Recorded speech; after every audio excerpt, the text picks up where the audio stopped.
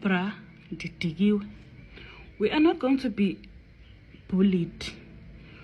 We are not going to be bullied by other South Africans, middle class, especially middle class people. We're not going to be bullied by middle class people who say illegal people should be documented. We're not going to be bullied by Uzuma. We're not going to be bullied by Umalema in saying, they are saying, even Ramaphosa, the ANC itself, we're not going to be bullied by UEDA saying that, illegal people should be documented. Guys, I have been abroad.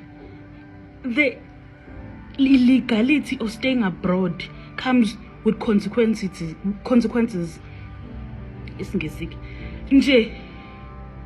We're not going to be bullied by other Africans. We're not going to be bullied by other European countries. Much and much is doing something which is wrong. We are fighting against illegality of foreign people in this country. We have had problems with zamazama abantu in their communities. We've had problems with drug people. Apparently they're hard workers than South Africans. And then Umalema and the media and the ANC, they're pushing propaganda ukuthi South African as xenophobic. Nina guys, nisiqhala kakubi. I will even fight with my friends. If it comes to that, I will even fight with my friends, my international friends, when it comes to ipondo ukuthi they are bullying South Africans and saying they're xenophobic. If when you are documented, if you are documented in this country, you are trackable. If I do a crime in this country today, I am trackable. We can't have people who are not traceable in this country. I will fight nail and tooth for ukuthi abantu abe documented, just as the people, the Zulus and Amaxhosa and other people of South Africa are fighting much and much. You saying, I hate clever bags. I really hate clever blacks, because why are you subconsciously neglecting ukuthi there is something which is called illegal? Coming into this country without documentation is illegal. Mina imali engayikhokha ngiyofunda phesheya kuyangithusa nje ukuthi abantu bathi, oh no, we should document them. Document who? Asimazi lo muntu.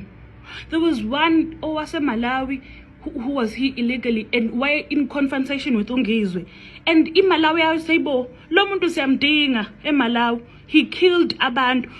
Agoni refugee camp in South Africa, and if laws are there, they should not be broken. Let's see peace as South Africans so that we can be heard. I really do not know how ANC make this negligent. And if you vote for a party that will contribute in reforming the constitution, because everyone is a problem. Is a problem, because now ayiki into engicasula njengoMalema going on international media saying, oh, the Zulu people are literally beating other foreigners. You know what's the problem with foreigners? Foreigners are nenkani.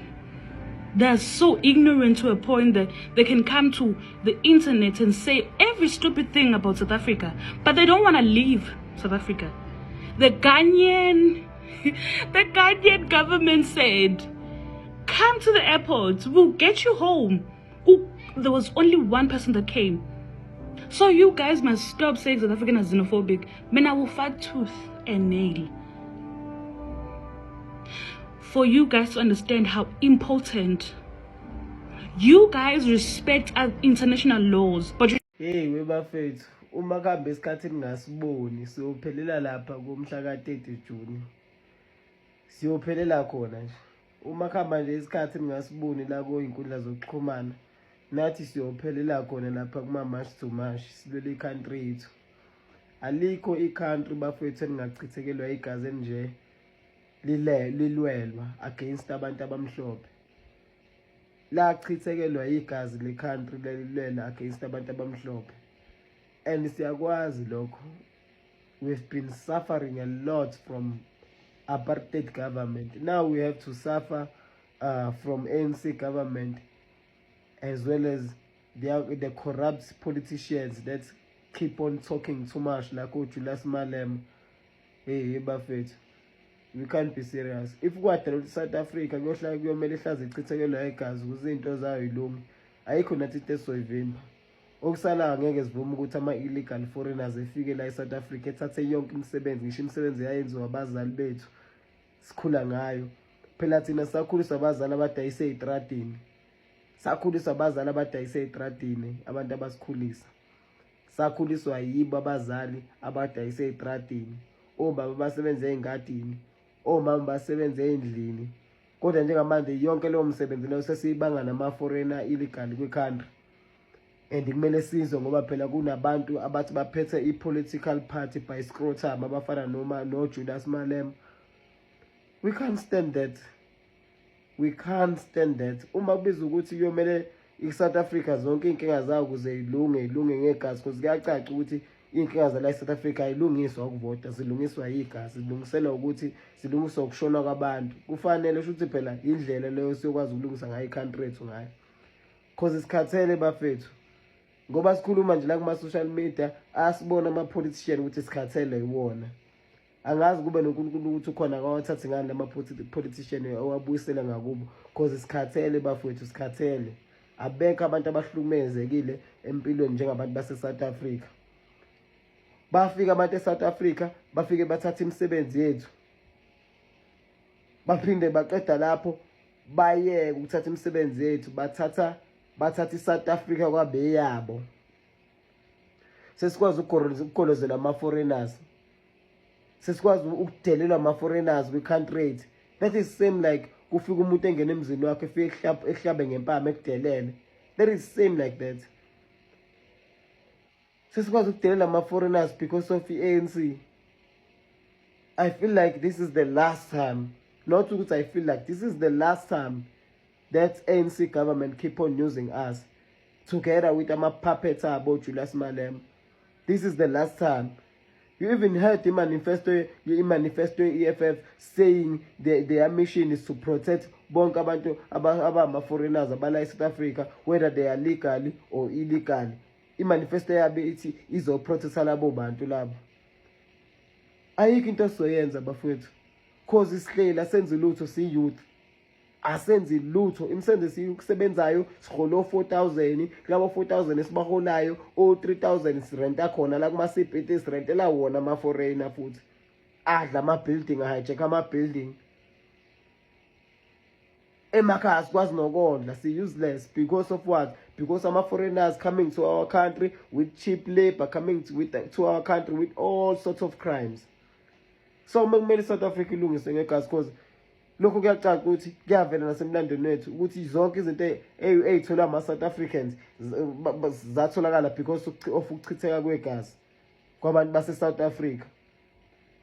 Hey bafethu, hey yangikhuba lento, ngifuna uqamba amanga. So bafethu, nge-30 June sohlangana khona laphana kuma-march to marches ukuthi abantu bokuhamba sicela behambe, singasabancengi, because mesibancenga ngathi sibanikeza umsila ukuthi besidelele more. Siyabonga kulowo ndaba. Bafowethu, into ongayazi inkulu kunawe.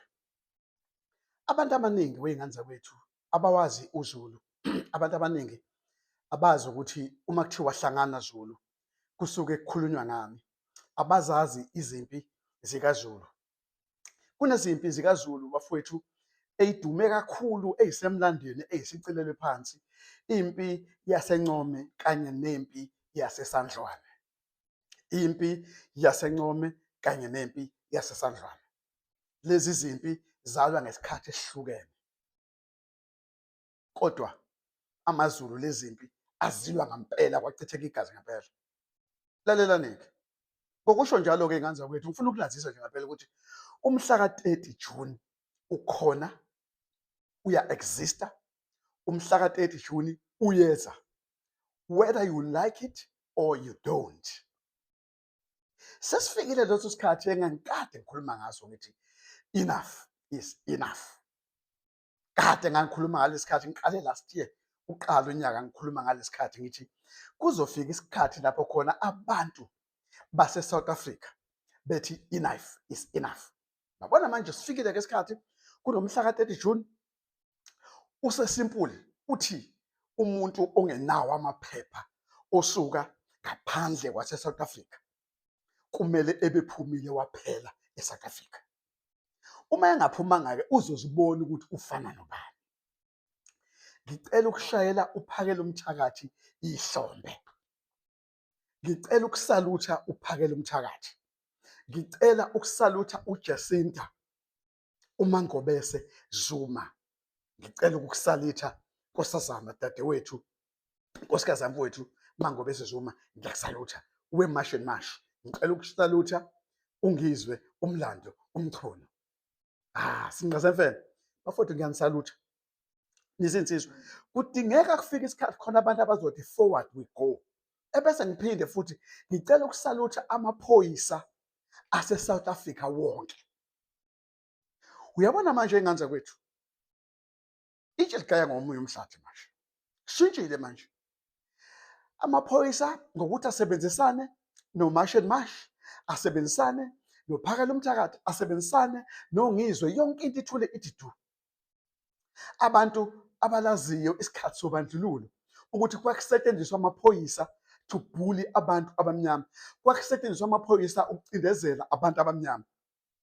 Kodwa siyabona amaphoyisa ewalker neMash and Mash ngokuthula, yonke into ithule ithe du.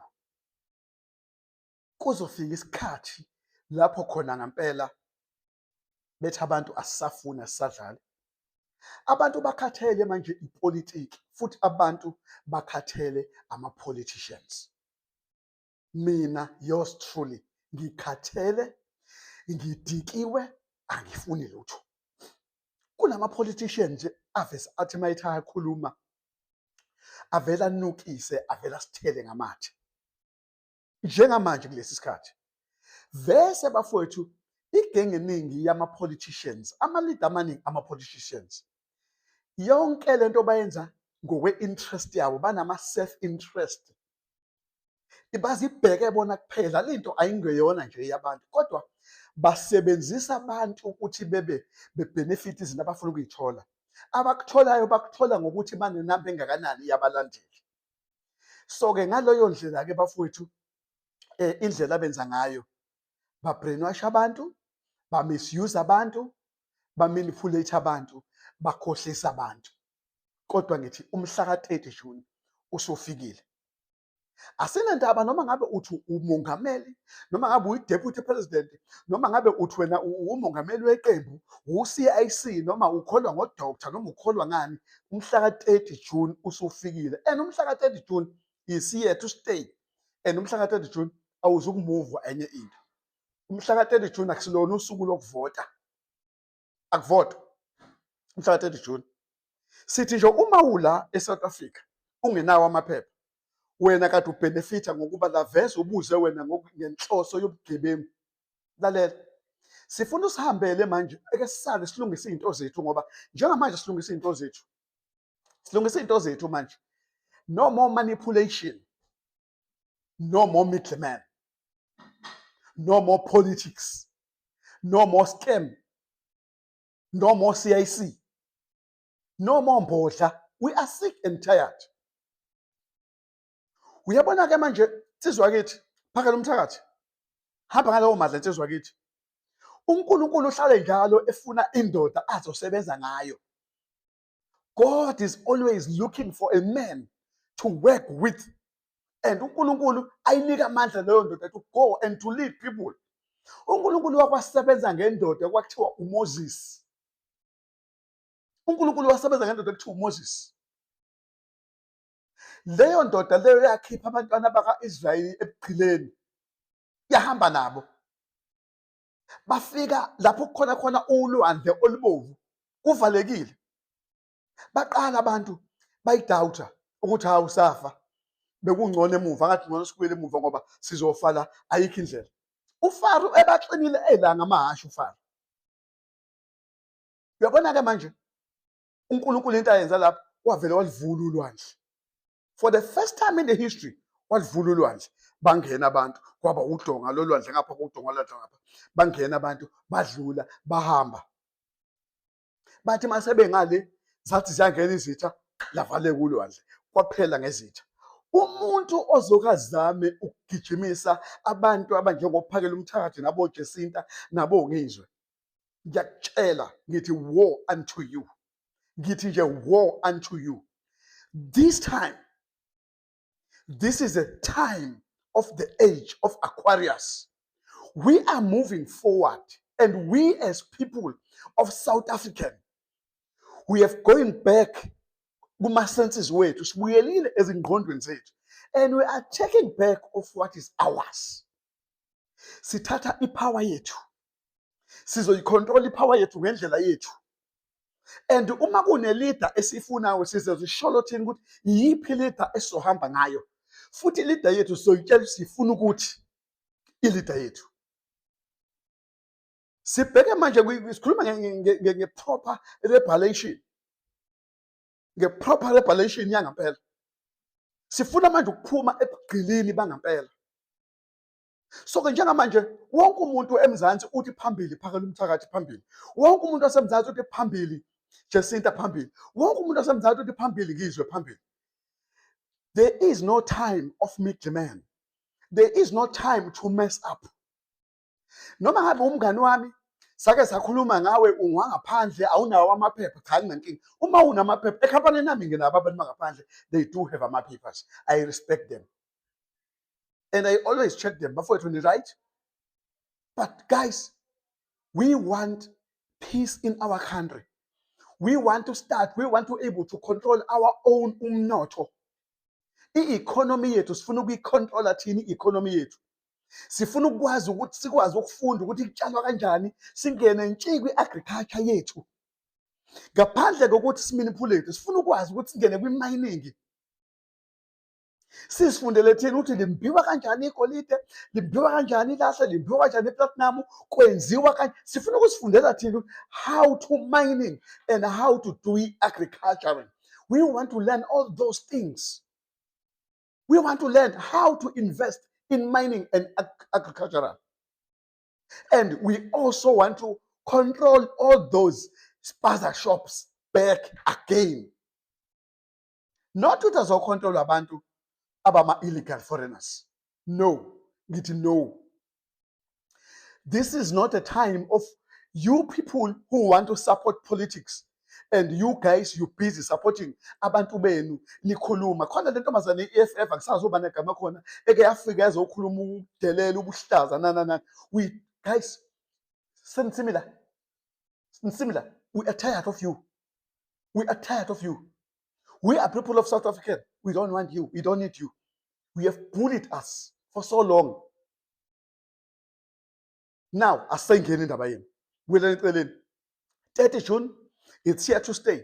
And asuzukizwa ngama-politician manje ukuthi kwenzakalani. All politicians. La KwaZulu Natal wonke umuntu support i-march and march. Sikwi-field, siya phambili. Forward we go. Sithi nje march and march phambili.